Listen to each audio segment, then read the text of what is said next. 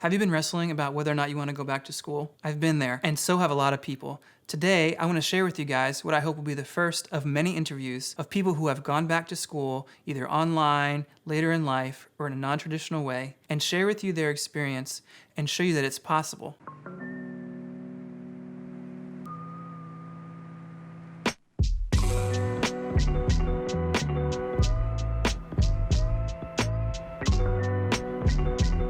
What's up, guys? I'm Royce, and you're watching Ipsy Dixit, a channel documenting my experience as an online doctoral student. If you're new here, hit that subscribe button. Today, my mother-in-law, Heidi, was kind enough to be the first test subject for this interview series. I'm so grateful she agreed to come on. I literally asked her this afternoon as we were driving in the car if she would share her experience with you guys. So thanks a lot, Heidi. So there's a break between high school and college. Oh, yes. How long was that break? I would say probably about 20 years. Okay. I started college, though, right after high school for a year and a half, and then I dropped out. That happens. Life happens. Life happens, yes it does. So when you did go back to school 20 years later, what was your major? My major was organizational management. My brother-in-law said, there's this new degree program I've heard about, and it's called organizational management, and I think you'd be great at it. And the second reason for me, and I think the primary focus, was that I had been doing that kind of work for the previous 20 years. So I thought it might be easier to do the program with all the life experience that I had already. Yeah. I had 3 children. My oldest, when I decided to go back to school, my oldest was in junior high or middle school, and my youngest was still in elementary school. I decided at that point, I really felt strongly about higher education for my kids, and I felt like I needed to set an example for them. I really wanted to do it, get my degree before they got theirs, kind of thing.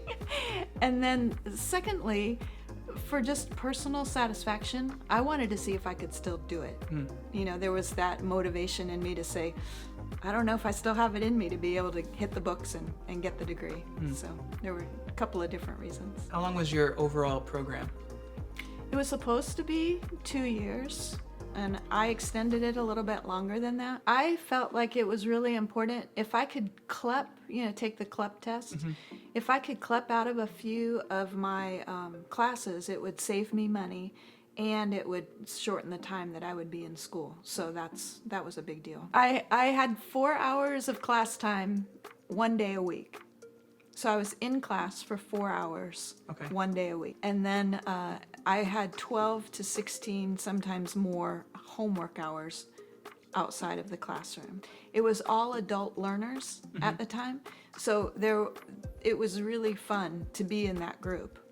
And that cohort kind of went through the whole class times together throughout the 2.5 years. And that made it easier because we built relationships, we had study buddies and that kind of thing, and that was very helpful. I was working full-time. Okay.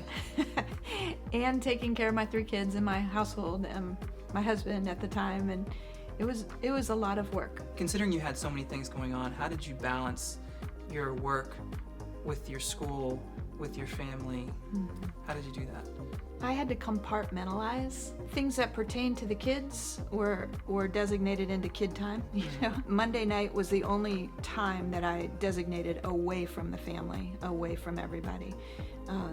And so my work time was also a certain period of time during my day.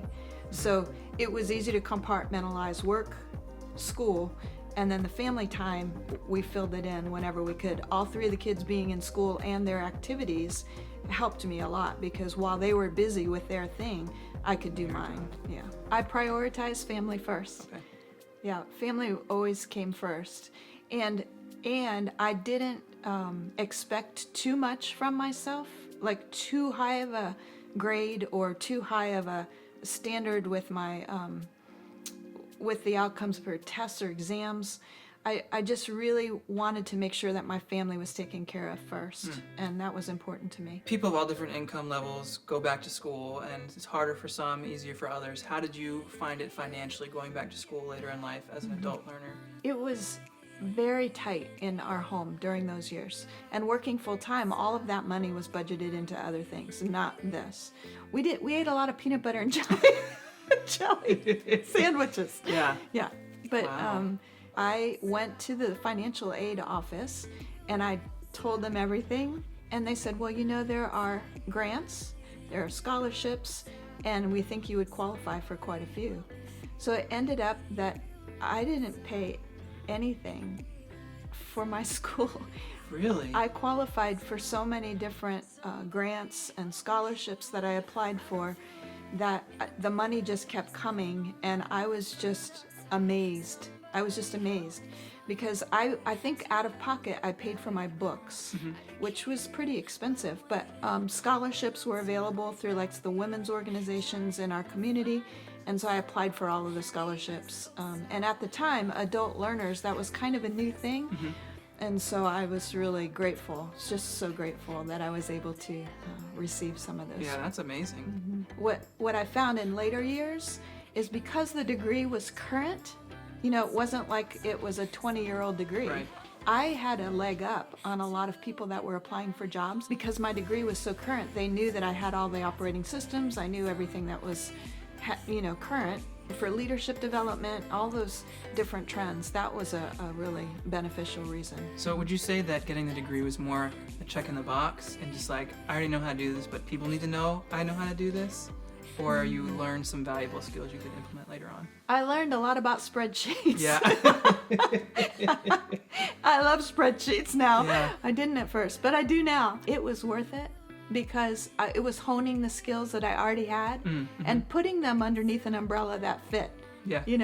It made it sense. It made everything make sense. What's something you wish you would have known when you started? What would you tell yourself? Probably not to question myself too much. And I think I questioned myself so much. I wasted time questioning whether I could or should do it. What advice would you give to someone considering going back to school later in life? Get the facts. Find out, ask really good questions to the right people in order to get the right answers. I think higher education is important because of the circles in which you travel.